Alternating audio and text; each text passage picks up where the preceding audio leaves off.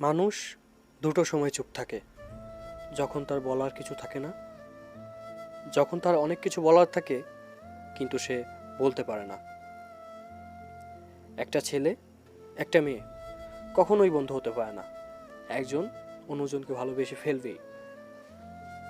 তিনটি সুন্দর ঘটনা। একদিন সব গ্রামবাসী মিলে সিদ্ধান্ত নিল বৃষ্টির জন্য সৃষ্টিকর্তার কাছে প্রার্থনা করবে। সবাই সমবেত হলো, কেবল একটি মাত্র ছেলে ছাতা সহ এলো, এটাই বিশ্বাস। আপনি যখন কোনো শিশুকে শূন্যে ছুঁড়ে খেলা করবেন, সে তখন হাসতে থাকে, কারণ সে জানে আপনি তাকে ধরে ফেলবেন। এটাই ভরসা। প্রতি রাতে আমরা যখন ঘুমাই, কোনো নিশ্চয়তা নেই আমরা পরের দিন জেগে উঠতে পারবো কি না, তবুও আমরা পরের দিনের জন্য অ্যালার্ম দিয়ে রাখি। এটাই আশা।